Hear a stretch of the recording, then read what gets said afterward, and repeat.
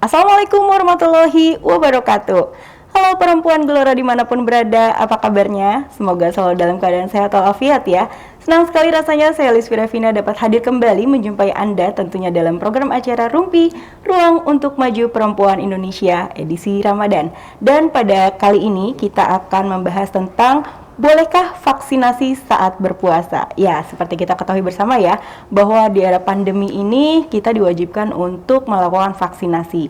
Nah, gimana nih kalau misalkan bulan puasa ini? Nah, sekarang sudah hadir nih narasumbernya di studio kita, yaitu Dr. Rina Edelin. Assalamualaikum Dr. Rina.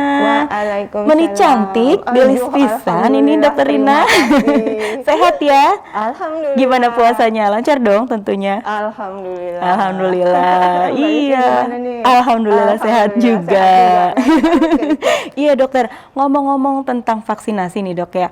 Jadi kan sekarang ini kita lagi masih ada di pandemi ya, maksudnya COVID-19 yang mana kita diwajibkan untuk vaksinasi gitu kan. Nah, sementara kita sudah masuk bulan Ramadan, bulan puasa. Nah, seperti apa sih dok sebenarnya vaksinasi itu sendiri? Maksud aku definisi dari vaksinasi tersebut gitu. Oke. Ya, vaksinasi itu kan sebetulnya aktivitas di mana kita diberikan sesuatu ya, yang kemudian si sesuatu itu membuat sel-sel daya tahan tubuh kita mememori kira-kira apa yang harus dilakukan apabila si sesuatu itu yang mirip dengan si sesuatu itu masuk kayak gitu. Ya, vaksinasi pertama kali dulu itu adalah yang menemukan adalah Edward Jenner. Edward Jenner ini pada abad ke-18 dia di Berkeley, Inggris. Dia menemukan penyakit cacar ya, dan menemukan bahwa beberapa pemerah sapi yang sudah pernah terinfeksi oleh cacar sapi dari sapi-sapinya, kok terhadap cacar air ini dia kebal kayak gitu. Ya, jadi dia mencoba mencari bagaimana caranya agar orang-orang ini diperiksa, kemudian dibuatlah semacam seperti vaksin untuk menekan infeksi dari virus cacar air kayak gitu ya. Itu jadi abad ke-18 awalnya Mbak Lisvi. Jadi itu sejarah singkatnya ya dok ya? Sejarah singkatnya seperti itu ya. Kemudian berkembanglah sampai sekarang banyak yang menjadi dasar vaksinasi anak-anak kita ya. Apalagi kalau kayak Indonesia ini masih boleh dibilang belum bebas dari TBC, belum juga bebas dari penyakit polio ya. Jadi itu ada vaksinasi yang dijalankan juga secara itu. Oh baik, seperti itu ya dok. Ternyata vaksinasi ini sendiri ada sejarah singkatnya dan juga sudah ada penelitian terlebih dahulu ya terhadap hewan-hewan gitu ya dok ya. Dan ternyata kita juga wajib untuk divaksinasi. Kenapa sih dok kita wajib untuk vaksinasi? Ya banyak beberapa kondisi tentu saja untuk mencegah kemungkinan terjadinya penyakit atau pandemi dari penyakit ya. Seperti yang tadi saya jelaskan, ada vaksinasi dasar, ada vaksinasi pada anak-anak yang terjadwal. Itu juga diantaranya adalah untuk menekan penyakit ya. Tapi ada juga vaksinasi yang kita harapkan dari vaksinasi ini menjadi kekebalan community tercapai dengan cepat. Contoh pada kondisi sekarang nih ya, lagi pandemi COVID. Kalau kita menunggu pandemi COVID ini selesai, itu harus mencapai kekebalan immunity kurang lebih 60-70% dari populasi. Ya. Kebayang nggak Indonesia yang 270 juta penduduk. Kalau misalnya pandemi ini akan selesai kalau 70% populasi kita sudah terinfeksi dengan itu. Artinya harus dicapai 175 juta orang Indonesia terinfeksi dengan SARS-CoV-2. Terbayang kapan selesainya? Iya, gitu ya. betul. Nah, makanya diperlukan vaksinasi ini agar mempercepat proses yang 70% itu infeksinya tercapai. Tapi tentu saja dengan vaksinasi tidak sembarangan diberikan virus tersebut. Dia harus dilemahkan dulu atau dimatikan dulu, atau bahkan diberikan vaksin yang sifatnya rekombinan, artinya tidak ada atau materi virusnya hanya sedikit aja seperti itu. Ya. Oh gitu, oke baik dokter. Jadi kalau semuanya kita sudah divaksin, minimal kita bisa ada kekebalan tubuh gitu ya dok ya. Betul. Nah terus banyak nih informasi di luar sana gitu. Apa benar kalau misalnya habis divaksin itu kita nggak akan terkena COVID seperti itu dokter? Sebenarnya apa nih dok?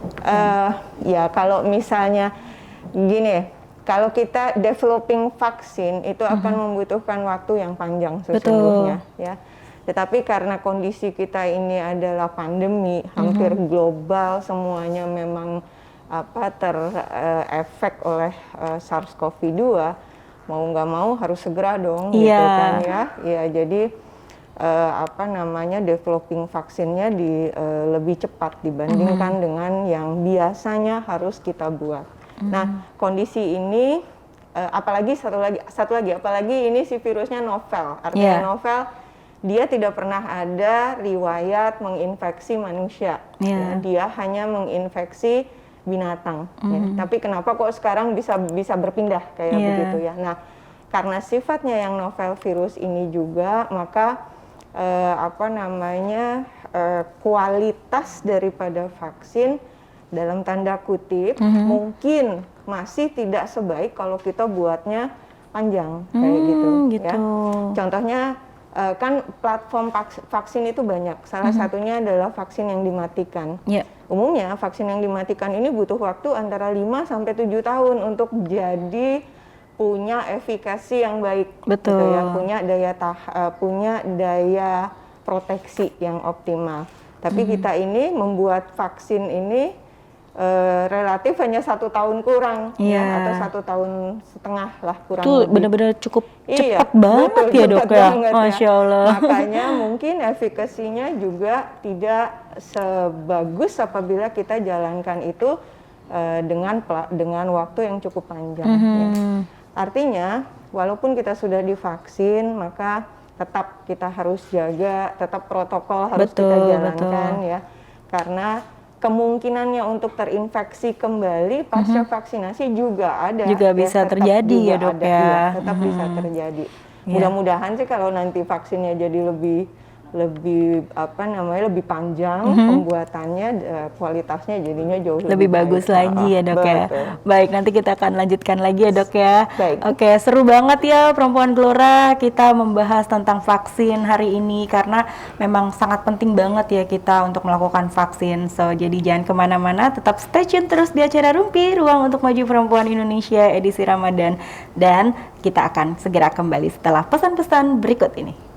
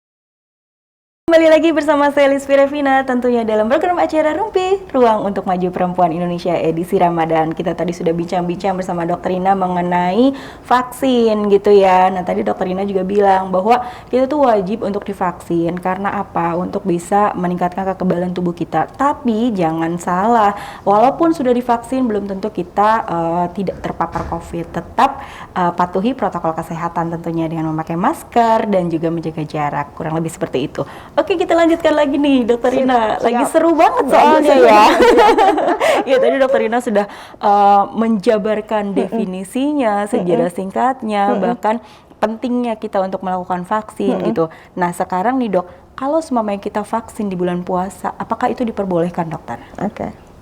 Ya, kalau misalnya berangkat dari fatwa MUI, MUI sudah mengeluarkan fatwa nomor 13 tahun 2021 bahwa vaksin untuk SARS-CoV-2 atau COVID-19 ini tidak diharamkan, artinya malah diwajibkan ya, dan tidak membatalkan puasa. Ya, itu satu ijma ulama ya. Betul. Yang juga menjadi dasar hukum. Ya. Kemudian ada juga dasar hukum lain itu dari ulama di Arab Saudi. Itu namanya kalau nggak salah Muhammad Hammam Ibnu Hanafi. Dia mengeluarkan kitab yang namanya Fatwa Qadar. Ya, di dalam Fatwa Qadar itu disampaikan bahwa sesungguhnya yang membatalkan puasa itu apabila masuk melewati lubang-lubang yang umum. Betul ya, sekali. Lubang yang umum itu berarti mulut, kemudian hubul dan dubur. Ya. Nah, vaksinasi itu selalu dalam bentuk injeksi. Ya. Entah itu injeksinya lewat otot atau injeksinya lewat kulit. Ya. Nah, ini kan tidak ada yang namanya lubang-lubang tadi, iya betul. Lubang-lubang yang umum tadi, betul. Ya. Jadi artinya dari fatwa atau dari basic ilmu tersebut, maka juga tidak membatalkan puasa. Oh, jadi tetap diperbolehkan ya Dok ya, dan juga tidak membatalkan puasa. Tidak membatalkan puasa. Jadi perempuan Gelora jangan khawatir ya kalau seumpamanya di bulan puasa ini bagi yang belum vaksin terus takut-takut nih, aduh gimana dong kalau mau vaksin, disuntik batal dan lain sebagainya. Ternyata ada fatwanya dari MUI yang memang sudah jelas dalilnya. Jadi jangan khawatir, segera lakukan vaksinasi jika belum melakukan vaksinasi karena ini sangat penting sekali. Ya benar Dokter ya. Harus ya, demi untuk supaya tercapai tadi herd immunity ya. Di samping kita membentuk kekebalan juga memberikan masukan kepada sel memori daya tahan tubuh kita agar bisa ketika nanti dia masuk, oh ini yang harus diperangi, yang kayak begitu. Itu yang pertama. Lalu yang kedua, mempercepat agar herd immunity tercapai. Oh ya. Gitu. Jadi 70%, minimal 60% populasi Indonesia sudah mengalami infeksi.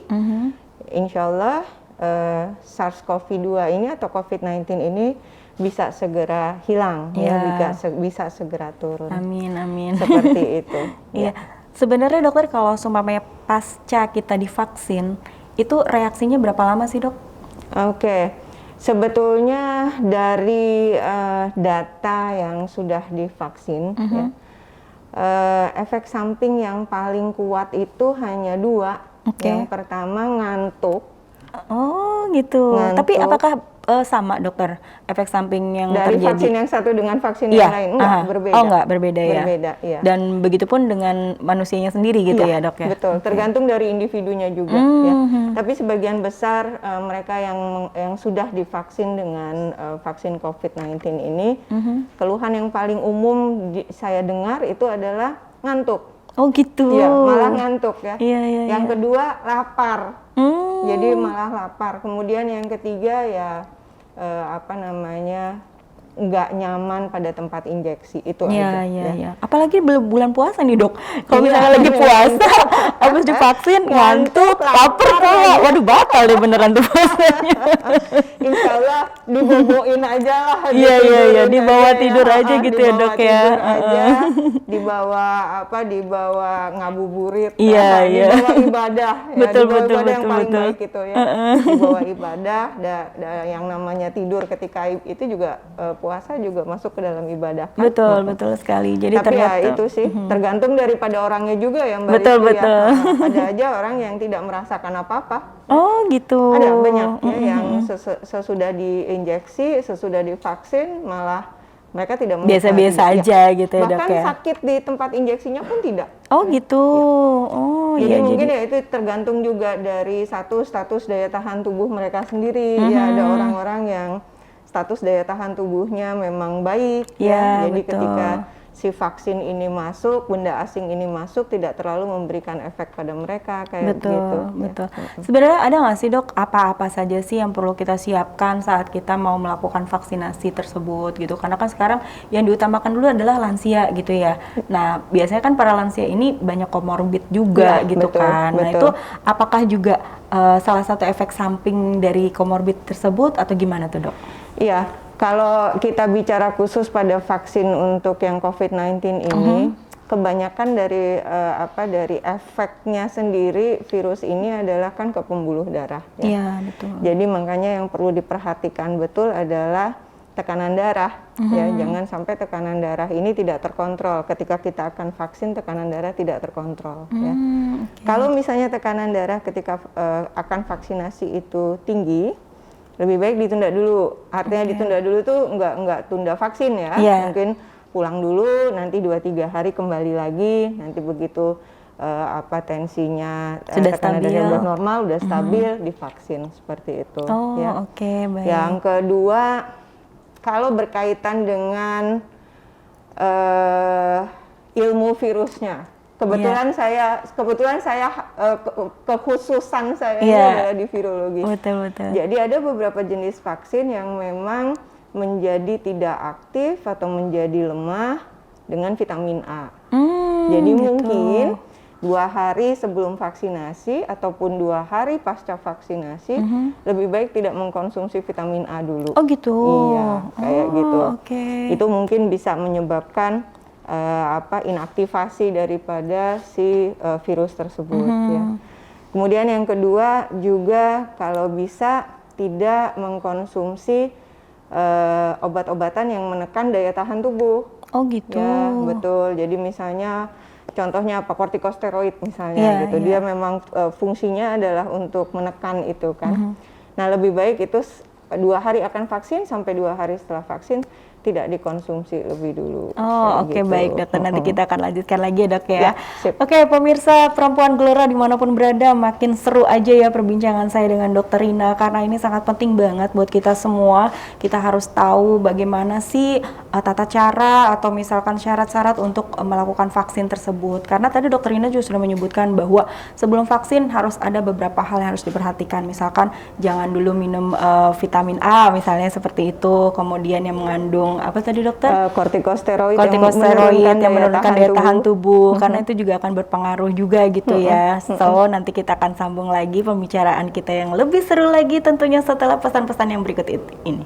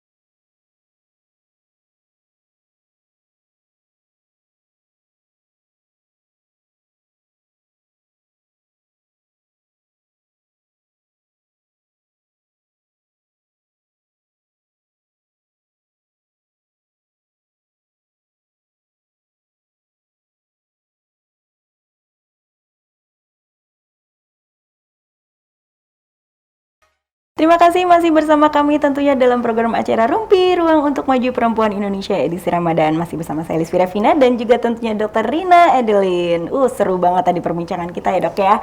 Dokter tadi sudah menjabarkan sangat banyak dan sekarang nih saya mau tahu nih dok, kalau misalnya di bulan puasa ini kita melakukan vaksinasi, itu ada syarat-syarat khusus nggak sih dok kalau misalnya orang-orang yang ingin melakukan vaksinasi? Tadi kan dokter sudah menyebutkan sebagian gitu ya. Mungkin bisa dilengkapi dokter? Oke. Ya, tips-tipsnya selama puasa ini ketika kita mau vaksinasi, yang pertama tentu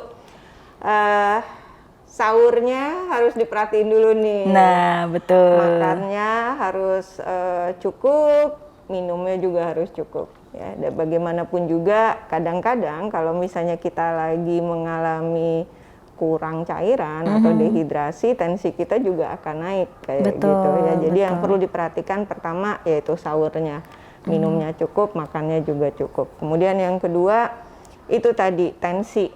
Ya, usahakan bahkan kalau misalnya belum jadwalnya, kita bisa periksa tensi lah dulu, ya, periksa tekanan darah kita. Kalau misalnya udah terkontrol, nah itu aman. Ya. Kemudian yang ketiga yang tadi, jangan dulu mengkonsumsi hal-hal yang bisa menginaktivasi vaksin. Ya. Contohnya yang tadi vitamin A, tunda dulu 48 jam sebelum vaksin, kemudian 48 jam setelah vaksin, lalu penggunaan obat-obatan yang menurunkan daya tahan tubuh, ya, seperti kortikosteroid, yang contohnya misalnya prednisolon, metilprednisolon, yang kayak gitu, atau yang sifatnya bukan steroid, NSAID misalnya, contohnya apa ya, Ponstan. Ya, obat sakit kepala. Sakit kepala. Contohnya itu. Atau yang mudah juga, yang paling sering, pasti perempuan Gelora juga pada tahu nih, Proris atau ibuprofen. Nah, karena kan seringkali itu itu juga nggak boleh ya dok ya? Karena dia menurunkan daya tahan tubuh kita juga. Ya, jadi yang nanti harusnya kita mengharapkan ketika vaksin itu masuk, daya tahan tubuh kita muncul, tapi karena kita menggunakan obat itu, maka daya tahan tubuh kita jadi kayak dia dihipnotis untuk tidak muncul. Begitu. Jadi itulah ibuprofen jangan dulu. Ya. Kemudian pasca vaksin ya istirahat, istirahat, jangan keluar rumah dulu paling tidak 24 jam sampai 48 jam kemudian. Kurangi aktivitas-aktivitas yang menyita energi banyak kayak gitu ya. Jadi lebih baik untuk bersantai dulu, istirahat dulu. Paling tidak 24 sampai 48 jam. Iya, biasanya kan suka nggak sabar gitu ya, pengen cepet-cepet keluar, pengen beraktivitas lagi gitu. Ternyata itu memang harus diistirahatkan terlebih dahulu ya dok ya, untuk bisa lebih stabil kali ya. Sama satu lagi, begitu vaksin jangan menganggap diri kita udah kebal. Nah itu yang terpenting tuh dok. Betul. Lagi-lagi ini novel virus. Tidak ada satupun di dunia ini yang sudah belajar sama virus ini. Betul, karena ini sangat baru banget virusnya kan dok. Bagi kita manusia ini baru. Kita perlu waktu yang lebih panjang lagi untuk melakukan penelitian-penelitian terhadap virus ini. Ya, jadi selama walaupun kita sudah divaksin, usahakan kita tetap menerapkan protokol kesehatan. Iya, betul sekali. Ya kadang-kala kan saking lamanya di rumah nih para perempuan Gelora dan pemirsa dimanapun berada gitu ya. Jadi rasanya tuh aduh sampai kapan sih ini akan berakhir ya. Kita nggak akan tahu juga ya kapan berakhirnya. Tapi ya memang cara terbaik untuk menjaga kesehatan kita, untuk bisa terhindar dari COVID tersebut ya kita harus bisa menerapkan protokol kesehatan. Salah satunya misalkan stay at home, stay healthy, kemudian minum vitamin, makanan yang bergizi dan seimbang. Terus juga seperti tadi dokter Rina bilang gitu ya, divaksin tuh wajib gitu ya, jangan pernah takut. Nah tapi kalau misalnya habis divaksin juga jangan langsung keluyuran keluar gitu ya, karena setelah divaksin itu harus istirahat dulu gitu. Karena kalau seumpamanya langsung beraktivitas, kemungkinan besar terjadi terkena COVID juga bisa terjadi kan ya dok ya. Betul. Nah kalau misalnya boleh tahu nih dok, misalnya nih orang sudah divaksin, vaksinnya kalau nggak salah ada dua kali ya, dua kali vaksin. Terus setelah itu apakah menjamin kita tuh benar-benar sudah kebal, atau misalkan ada durasi waktu lagi gitu? Ya, biasanya sih setelah vaksinasi yang pertama itu pembentukan antibodi di dalam tubuh kita tidak atau belum maksimal, ya belum maksimal karena dosis yang didapat itu masih separuh daripada dosis yang seharusnya. Ya.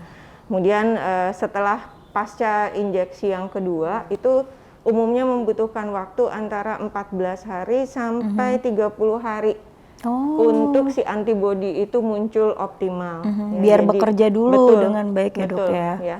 Tapi juga itu tadi balik lagi novel virus ya. Kita butuh waktu untuk belajar lebih panjang, kita butuh waktu untuk developing vaksin lebih baik. Tidak menjamin walaupun antibodinya sudah muncul dan lain sebagainya, sudah divaksin, muncul antibodi sesuai yang kita inginkan. Ya, karena ada beberapa kasus juga tidak mencapai ya, jadi dia harus diulang lagi harus diulang lagi vaksinasinya. Jadi paling tidak kekebalan penuh akan tercapai antara 14 sampai 30 hari pasca vaksinasi yang kedua. Oke, baik dokter. Aduh, keren banget ini penjelasannya ya. Benar-benar lengkap banget loh pemirsa. Jadi perempuan Gelora dimanapun berada beruntung banget nih ada dokter Rina Adeline yang sudah memberikan ilmunya buat kita semua tentang vaksin ya di episode kali ini. Dan kita juga berharap semoga perempuan Gelora dimanapun berada tetap menjaga kesehatannya, memenuhi protokol kesehatan juga. Kemudian juga yang belum vaksin, ayo kita vaksin gitu ya. Tapi tetap juga harus memenuhi tadi syarat-syaratnya nih yang tadi dokter Rina sampaikan gitu ya. Kalau misalkan untuk bertanya lebih lanjut silakan hubungi dokter Rina aja gitu ya. Konsultasi tepat itu memang ke dokter gitu ya. Jangan sampai so tahu katanya gitu ya dok ya. Biar kita nggak salah langkah gitu. Betul. Baik, dokter Rina sepertinya waktu sudah habis nih. 30 menit tuh nggak berasa banget ya. Berasa ya. Insya Allah ya lain waktu kita bisa ketemu lagi di episode selanjutnya. Dokter Rina sehat terus pokoknya ya. Terima kasih atas waktunya dokter Rina. Iya. Baik pemirsa, demikianlah acara kita pada sore hari ini. Saya Lisvira Vina pamit undur diri dari hadapan Anda. Terima kasih atas segala perhatian. Mohon maaf atas segala kekurangan dan tetap stay tune terus di acara Rumpi Ramadan, ruang untuk maju perempuan Indonesia. Tetap sehat bagi perempuan Gelora dimanapun berada. Assalamualaikum warahmatullahi wabarakatuh.